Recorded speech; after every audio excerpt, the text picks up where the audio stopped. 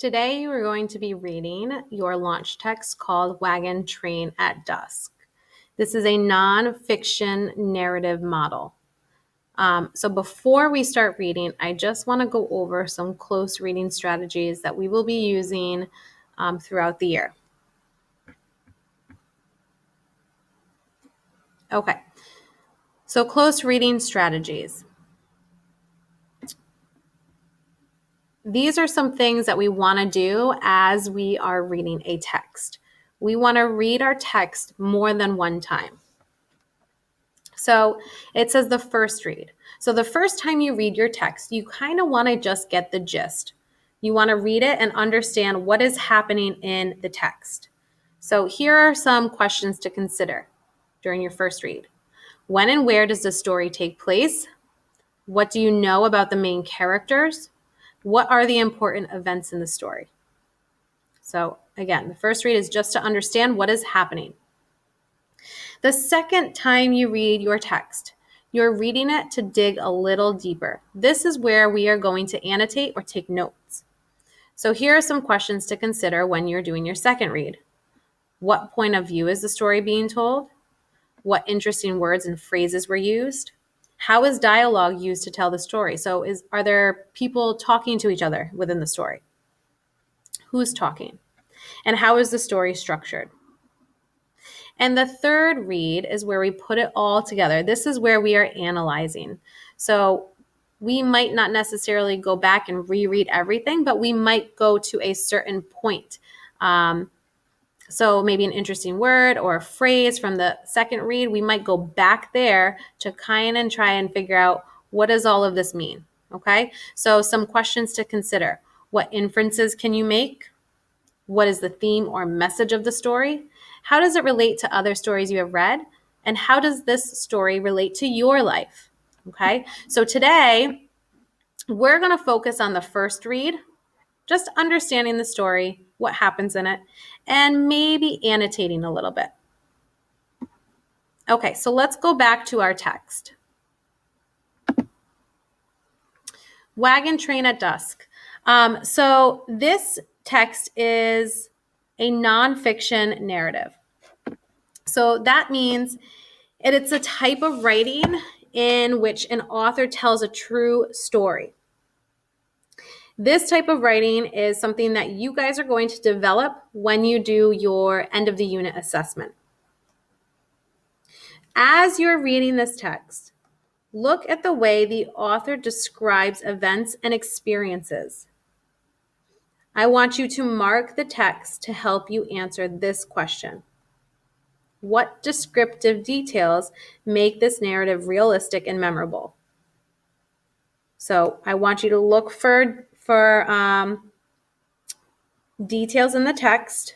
What descriptive details make this narrative seem real and memorable, something that you will remember. Okay, so I'm going to play the audio and I want you to read along as the audio reads it out loud. And make sure you think about those things. Wagon Train at Dusk. Sometimes you just have to laugh, I tell my daughter, who is having an especially bad day. She's lost her favorite bracelet, she turned in the wrong homework assignment, and she just found out she would be playing Marshmallow number 2 in the class play. Oh, you wouldn't understand, Sarah says sulkily. I ask her if I've ever told her the story of the diorama. Yes, Dad, more than once, she says. That doesn't stop me. When I was in the 6th grade, I say in my storyteller's voice, we had to make shoebox dioramas of a scene from American history. I decided to do a wagon train traveling across the Great Plains in the mid-1800s. Sarah pretends she isn't rolling her eyes, but I keep going. I wanted it to be great. A diorama to end all dioramas. I wanted to be famous. I wanted to be on the local news. But what I really wanted was to show up Jorge Nunez, I say. Jorge and I had been in the same class since 4th grade. We were pretty evenly matched when it came to test scores and homework, but for hands-on projects, there was no one like Jorge. He always came up with these unique creations, beautifully conceived and executed. Jorge's mom and dad were architects, so maybe he had a leg up. But who knows? Sarah shrugs in sympathy, which I take as permission to continue. As soon as I heard Jorge announce that he was making a shoebox diorama of a log cabin, I decided to go one better. I'd create a fleet of Conestoga wagons in a circle formation around a campfire at dusk. With miniature people and horses and dogs made of pipe cleaners, and children running around playing hoops. It would be a masterpiece. And that's just how it turned out. A masterpiece. I carried it upstairs to my room, and that night I went to sleep with a smile on my face, imagining Jorge's reaction. Then, I go on. In the middle of the night, I was jolted awake by a ripping sound. My heart stopped. I felt sick. I know that sound, I thought. There was no mistaking what it was. Lucy was demolishing my masterpiece. You couldn't even tell what it was supposed to be. I lay there in a stupor of self-pity and the sense that nothing in the world would ever be right again. The dog ate my diorama, I thought, and I pictured myself saying this in class. I pictured the hoots and guffaws and hollers. I pictured my teacher's puzzled expression as she tried to work out if I was being serious. I make the expression myself, and Sarah smiles. Then I said it loud. The dog ate my diorama. It was funny, actually. The more I said it, the funnier it got. I started laughing. I laughed until my sides hurt. I couldn't stop laughing. And then, Sarah says, knowing what comes next.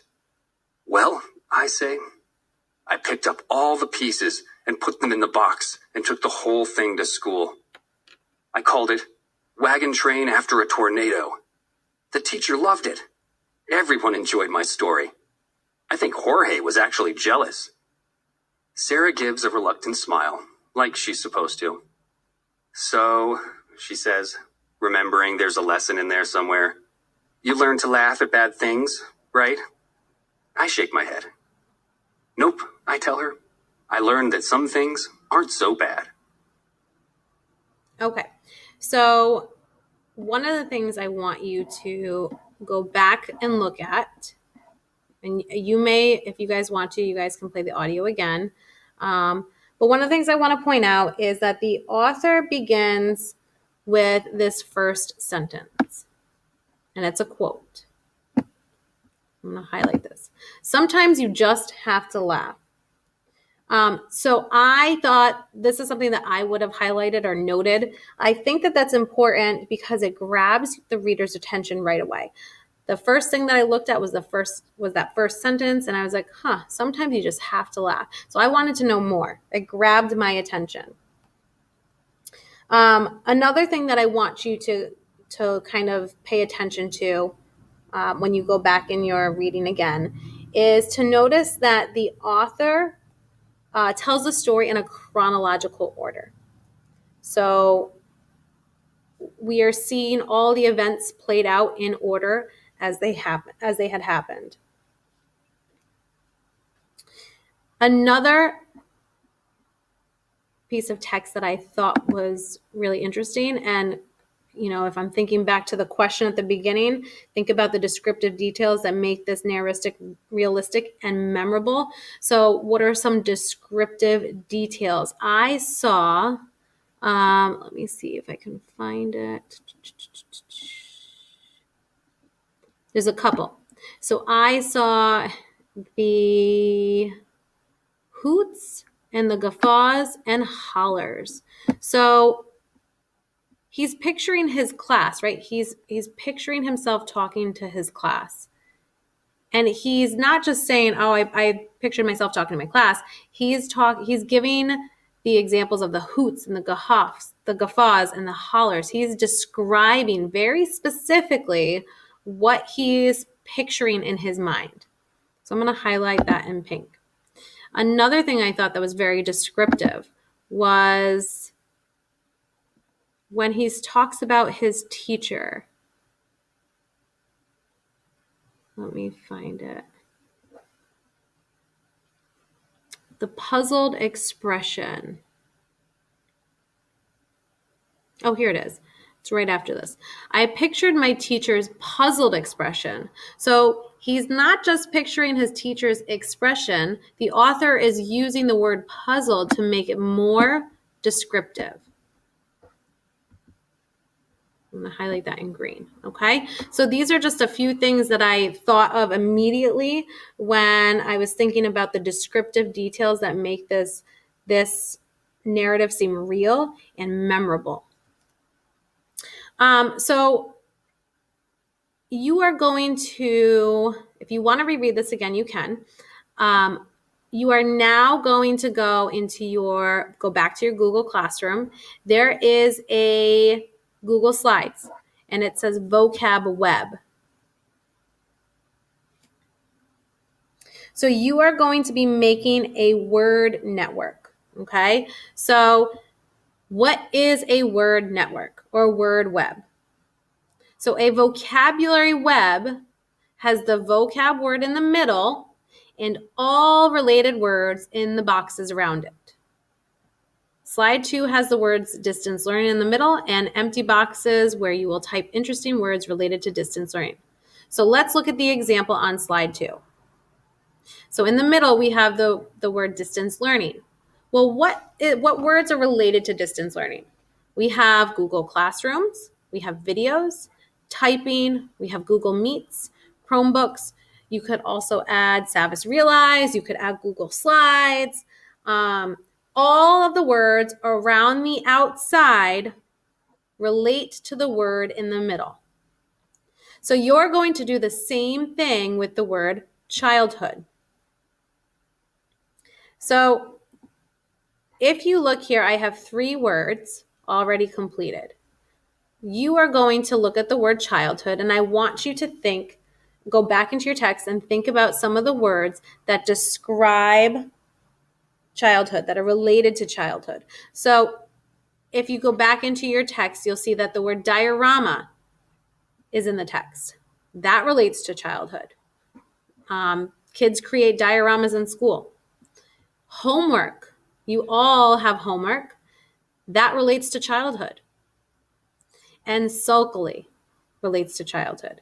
So I want you to go back into your text and find 2 more words that relate to childhood. And you're going to put them right here. Okay? So your job is to go back in your text and find 2 words that relate to childhood. Throughout our unit, we are going to be coming up with more words that relate to childhood as we go through all the different texts that we're reading. So this is something that we are going to revisit.